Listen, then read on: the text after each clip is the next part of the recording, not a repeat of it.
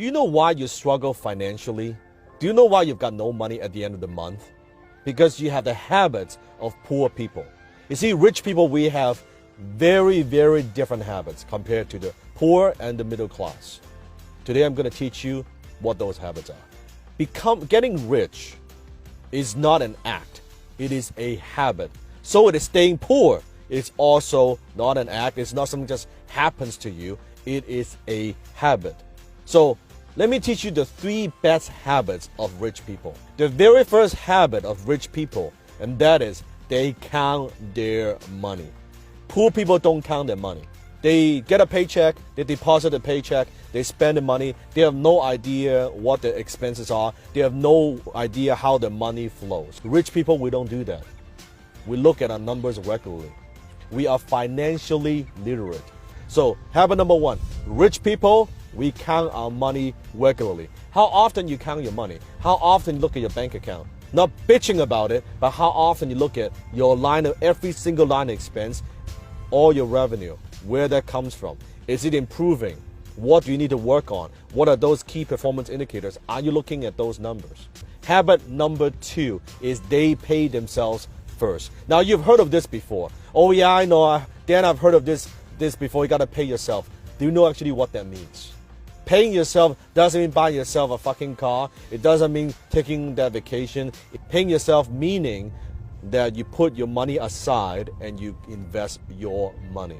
Now, I'm not talking about being frugal. You know, if you know anything about me, you know my work. I'm not talking about being frugal and being cheap. I'm talking about taking a percentage of your income and putting that aside, pay yourself first, and save it, and then you invest it. That's what I mean by paying yourself. I'm telling you, nowadays, with what's happening with inflation, with what's happening in the world, you should, at the very minimum, I don't care where you are, start off with 10%. I don't care if you're making $30,000 a year, you pay yourself 10% of that. 40, 50, 60,000, you pay yourself 10%. And as your income increases, I want you to also increase the ratio. So you should, at first 10%, then you should aim to save 15%, 20%, 30%, 40%, to a point where you are making so much more money, and then now you're only spending a small percentage of what you earn. That's your goal. That's called paying yourself. Habit of rich people number 3, and that is rich people are constantly improving their earning ability. Because you might be thinking, Dan, okay, I want to pay myself first, but I'm not making enough money. I'm only making a few thousand a month. I couldn't even afford to pay my bills. How am I going to pay myself first? First of all, you got to have the habit of paying yourself first.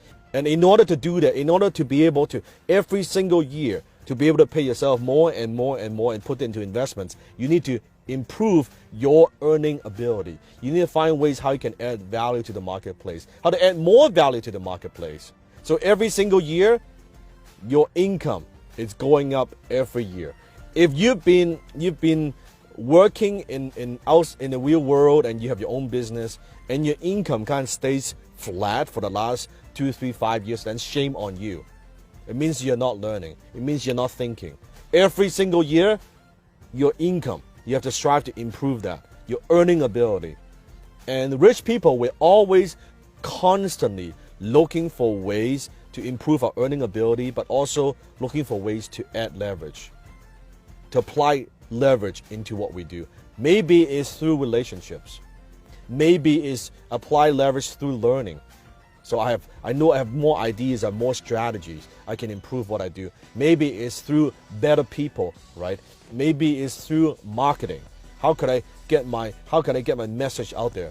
So those are the habits, the 3 best habits of rich people. Understand this. I'm going to leave you with a quote. You do not decide your future. You decide your habits, and your habits decide your future.